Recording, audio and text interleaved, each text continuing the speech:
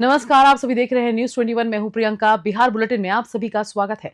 मुजफ्फरपुर जिले के औराई थाना क्षेत्र में एक नाबालिग से दुष्कर्म मामले में आरोपी मनीष कुमार को गिरफ्तार किया है। सीतामढ़ी जिले के डुमरा थाना क्षेत्र के परमानंदपुर निवासी मनीष ने फरवरी 2024 में अपनी मनेरी बहन से दुष्कर्म किया था। घटना के बाद पीड़िता की मां ने केस दर्ज कराया था, लेकिन 6 महीने बाद आरोपी ने पीड़िता से शादी कर ली थी। शादी की सूचना थाने को नहीं दी गई, जिसके बाद पुलिस ने कोर्ट में इश्तिहार जारी करवाया। सब इंस्पेक्टर सनोवर प्रवीण ने बैंड बाजे के साथ आरोपी घर पर इश्तिहार चिपकाया। अब पुलिस ने उसे गिरफ्तार कर जेल भेज दिया है। बताया जा रहा है कि उसकी पत्नी 7 माह की गर्भवती है। मुजफ्फरपुर से मणिभूषण शर्मा की रिपोर्ट।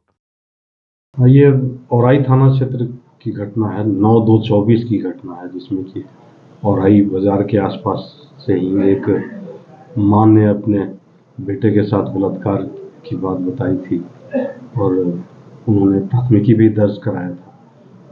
पुलिस के संज्ञान में आने के बाद से उसको गिरफ्तार करने की काफ़ी कोशिश की गई। गिरफ्तारी नहीं होने के बाद से वारंट के बाद इश्तिहार चिपकाया गया। इश्तिहार चिपकाने के बाद से कुर्की भी होने वाली थी। तब तक ये पता चला कि लड़का औराई बाजार के आसपास कहीं घूम रहा है, तो उसकी गिरफ्तारी की गई है। इसको जेल भेजा जा रहा है। आरोपी ने क्यों और किस लिए इस तरह की घटना को अंजाम दिया? आरोपी मनचला किस्म का युवक था, बगल के सीतामढ़ी परमानंदपुर का था और वो गाहे बगाहे औराई बाजार आता था। उसी दौरान ये बलात्कार की घटना किया था और ये पता चल रहा है कि जैसे ही इसको लगा कि अब मेरे घर की कुर्की की जाएगी, तो इसने जो पीड़िता है उससे शादी भी रचा लिया है। तो क्या यह दूसरी शादी है उसकी आरोपी? नहीं, ये पहली शादी ही है। बिहार सरकार द्वारा बजट में नए एयरपोर्ट की घोषणा के बाद मुजफ्फरपुर के फताही एयरपोर्ट को लेकर सियासत तेज हो गई है। बीजेपी के वरिष्ठ नेता और राष्ट्रीय प्रवक्ता सैयद शाहनवाज हुसैन ने बड़ा बयान दिया है। उन्होंने कहा कि जब वे सिविल एविएशन मंत्री थे, तब उन्होंने राज्य सरकार से फताही एयरपोर्ट को एयरपोर्ट अथॉरिटी को देने को कहा था, लेकिन लालू यादव ने इनकार कर दिया था। उन्होंने ये भी बताया कि पटना एयरपोर्ट के रनवे विस्तार के लिए जमीन मांगने पर लालू यादव ने काफी झगड़ा भी किया था। शाहनवाज हुसैन ने कहा कि मुजफ्फरपुर में छोटे विमानों का संचालन जमीन की कमी के कारण बाधित हो रहा है, लेकिन यहाँ ग्रीनफील्ड एयरपोर्ट बनने की संभावना है। मुजफ्फरपुर से मणिभूषण शर्मा की रिपोर्ट। हम सब की इच्छा थी कि मुजफ्फरपुर में भी भागलपुर, दरभंगा, गया, ये तो एयरपोर्ट हो गया। जब मैं सिविल एविएशन मिनिस्टर था तो हमने गया में एयरपोर्ट बनाया था, लेकिन जब मुजफ्फरपुर में भी मैंने प्रयास किया था, लेकिन तब बिहार सरकार में लालू जी ने ये एयरपोर्ट देने से मना कर दिया था एयरपोर्ट अथॉरिटी को, तो इसको डेवलप तब नहीं कर पाए। अगर तब किया गया होता तो एयरपोर्ट बड़ा बन जाता। ग्रीनफील्ड एयरपोर्ट तो केंद्र के सहयोग से ही बनेगा। राज्य सरकार जमीन एक्वायर करके देगी। यहाँ लालू जी के राज में और कांग्रेस राज में कभी भी जमीन मांगने पे जमीन नहीं मिलता था। लालू जी के राज में हमने पटना एयरपोर्ट के लिए जमीन मांगा तो बहुत झगड़ा हुआ, तब भी धोबी घाट की जमीन दी, उसका भी पेमेंट लिया।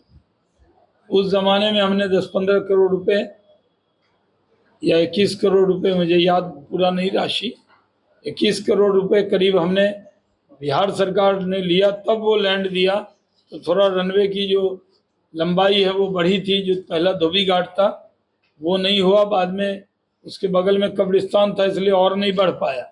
मुजफ्फरपुर के शहीद खुदीराम बोस केंद्रीय कारा में महिला बंदियों को आत्मनिर्भर बनाने के लिए ब्यूटिशियन का प्रशिक्षण दिया जा रहा है। कारा विभाग का उद्देश्य ये है कि सजा पूरी होने के बाद बंदियों को समाज की मुख्य धारा से जोड़कर स्वरोजगार शुरू कर सके। वर्तमान में जेल में 68 महिला बंदी हैं, जिन्हें ये प्रशिक्षण दिया जा रहा है। जेल प्रशासन पहले से ही पुरुष और महिला बंदियों के लिए विभिन्न रोजगार योजनाएं चलाता आ रहा है, जिससे वे जेल में रहते हुए काम सीख सके और मेहनताना भी कमा सके।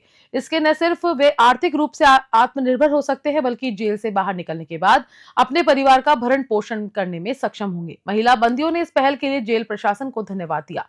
मुजफ्फरपुर से मणिभूषण शर्मा की रिपोर्ट। जेल के अंदर कितने महिलाओं को ट्रेनिंग दे रहे हैं आप? 30। अच्छा, अब तक कितने लोगों को दे चुकी हैं? 30 महिला दे चुके हैं, 30 का फिर ट्रेन करने वाले। 30 को ट्रेन कर रहे हैं। अच्छे से लोग ट्रेनिंग ले रहे हैं? जी सर। तो जिनको ट्रेंड किया होगा, अगर वो बाहर गए होंगे जी तो कहीं ना कहीं रोजगार से जुड़े होंगे। जी। अच्छा, यहाँ पे माहौल वगैरह का क्या स्थिति है? बहुत अच्छा है सर, सब महिला अच्छे से सीखती हैं। क्या नाम हुआ आपका?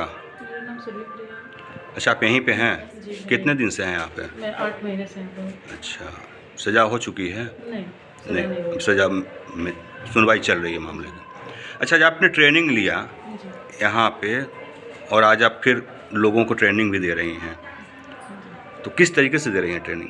जी मैं यहाँ पे पहले खुद मैंने यहाँ प्रशिक्षण लिया है FBTRS के थ्रू। अब मैं जो नई महिला बंदी आई है उनको मैं यहाँ पे प्रशिक्षण देती हूँ। शेखपुरा के शहरी क्षेत्र में जाम की समस्या को दूर करने के लिए प्रशासन का कड़ा रुख देखने को मिल रहा है। एसडीएम राहुल कुमार सिन्हा के नेतृत्व में परिवहन, यातायात और नगर परिषद की संयुक्त टीम ने अतिक्रमण हटाओ अभियान शुरू किया। नगर परिषद क्षेत्र के चांदनी चौक से अभियान की शुरुआत की गई, जहां सड़क और फुटपाथ घेरने वाले दुकानदारों और ठेला वेंडरों पर कार्रवाई की गई। अभियान के दौरान दुकानदारों को चेतावनी दी गई कि चालान वसूला जाएगा। इस सख्ती से बाजार क्षेत्र में हड़कंप मच गया। एसडीएम ने कहा कि डीएम के निर्देश पर यह अभियान चलाया जा रहा है और लोगों से अवैध पार्किंग न करने की अपील भी की गई ताकि यातायात सुचारू हो सके। शेखपुरा से रंजन कुमार की रिपोर्ट। प्रतिदिन एक शिकायत आ रहा था जाम लगने का, तो उसी के लिए आज हम लोग जिला पदाधिकारी के निर्देश पे हम हो गए, डीटीओ साहब हो गए, डीएसपी हेडक्वार्टर हो गई, नगर परिषद हो गया, बीडीओ सीओ सभी लोग मिलकर आज ड्राइव चला रहे हैं कि जिन्होंने भी जो फुटपाथ है जिस पे इंक्रोचमेंट किया हुआ है सबको हम लोग फाइन कटवा रहे हैं। जो उन्होंने भी इलीगल पार्किंग किया हुआ, रोड के बीच में गाड़ी पार्क कर दिया है, सब पे हम लोग फाइन कटवा रहे हैं कि एक मैसेज जाए कि लोग अतिक्रमण जो रोड पे अतिक्रमण कर रहे हैं, इंक्रोच कर रहे हैं, उसको नहीं करें। इंडियन स्वर्ण समाज पार्टी के प्रदेश अध्यक्ष सह प्रभारी मंत्री प्रकाश सिंह ने शेखपुरा में भाजपा के साथ गठबंधन को लेकर स्थिति स्पष्ट कर दी। उन्होंने कहा कि दोनों दलों में सहमति है, लेकिन यदि भाजपा आगामी चुनाव में उचित प्रतिनिधित्व नहीं देती तो उनकी पार्टी अकेले चुनाव लड़ने को तैयार है। प्रकाश सिंह ने कहा कि उनकी पार्टी सामाजिक और राजनीतिक संतुलन बनाए रखने के लिए प्रतिबद्ध है।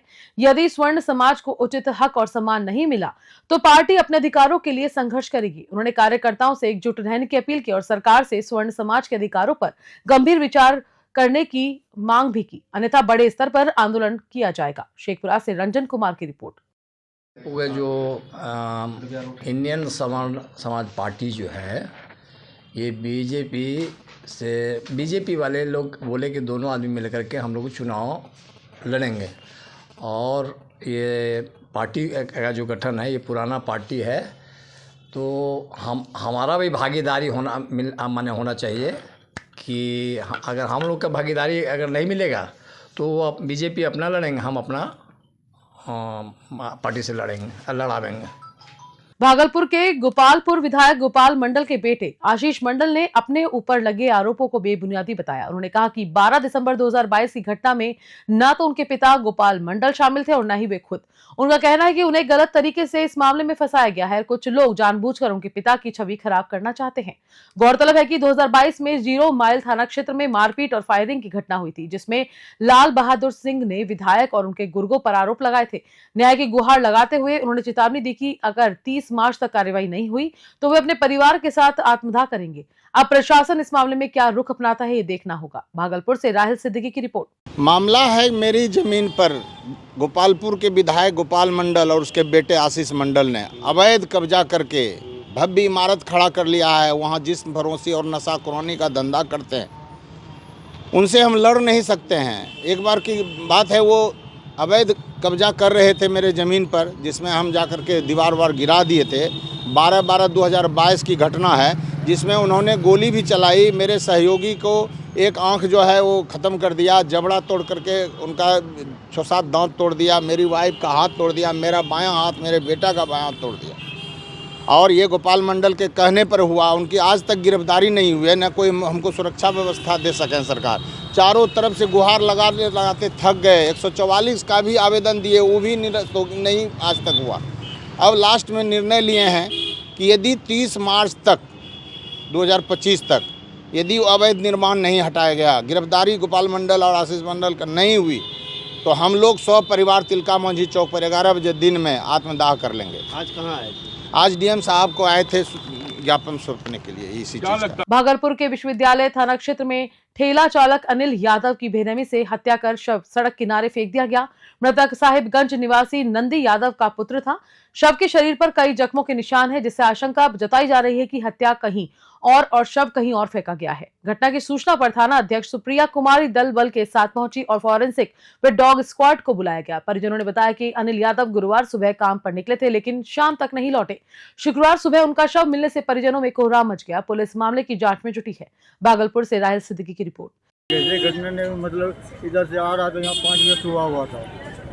आदमी सब बोल रहा है 5 साढ़े 5 बजे यहाँ सुता हुआ और उसके बाद पता अभियान पे चला के काट दिया। आए देखने के लिए क्या काटा है, चला था। बिहार बुलेटिन फिलहाल इतना ही है। नमस्कार।